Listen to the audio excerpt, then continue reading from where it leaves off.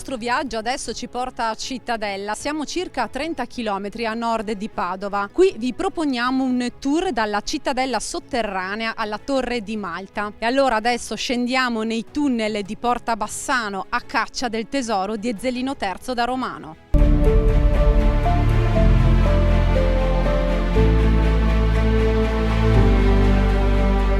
Siamo al piano terra della casa del capitano e quello che vedete alle mie spalle è uno dei pochi accessi ai tunnel sotterranei non ancora visitabili che corrono sotto tutta la città. I tunnel ipogei non sono stati ancora completamente esplorati e questo ovviamente alimenta il mistero del tesoro del figlio del diavolo. Il tesoro forse di questo figlio del diavolo, così viene chiamato, è una delle storie che più vengono tramandate anche in questo luogo e che nello specifico hanno una leggenda molto legata appunto con i cunicoli e le gallerie sotterranee di Cittadella. Cunicoli che sono stati scoperti casualmente negli anni 70 per mano di alcuni scout di Cittadella 2 e che poi ovviamente hanno attirato molto l'attenzione di studiosi della zona e di gruppi amatoriali appassionati di storia come gli Amici degli Abissi. Questo tesoro, si parla di indicibili ricchezze, è mai stato trovato? No, non è mai stato trovato e forse in futuro chi lo sa qualcosa verrà trovato. Ciò che invece sappiamo per certo appunto per quanto riguarda questi tunnel e queste gallerie sotterranee è ovviamente un'utilità logistica, possiamo dire, quindi si parla di cunicoli realizzati in eventualità di fuga o ovviamente per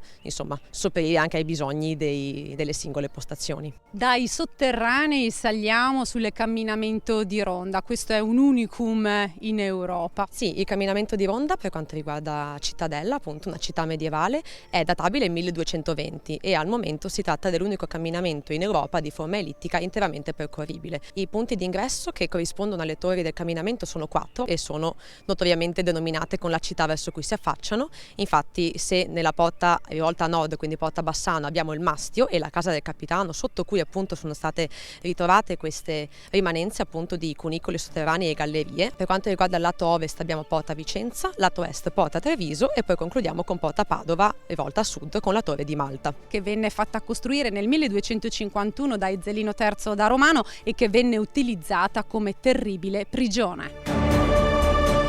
Torre di Malta in senso antico del termine ci rimanda a un luogo umido, sinistro, buio. Non è una leggenda ma è una realtà. Ci sono molte testimonianze del periodo appunto che attestano come i prigionieri una volta condannati venissero fatti sfilare per tutta la via principale del centro con le gambe legate sotto il ventre di un cavallo. Da qui venivano poi portati nella parte più alta della torre e gettati all'interno, abbandonati ovviamente a una morte tragica e molto crudele. Dopo la cacciata di Ezzelino siamo in che anno? Siamo nel 1256, i liberatori appunto parlano dell'apertura della Torre di Malta come di un momento di grande impatto e di grande disumanità, in quanto furono decine i prigionieri, tra cui molte anche le donne, a uscire ovviamente in condizioni disumane, in fin di vita, dai sotterranei della torre.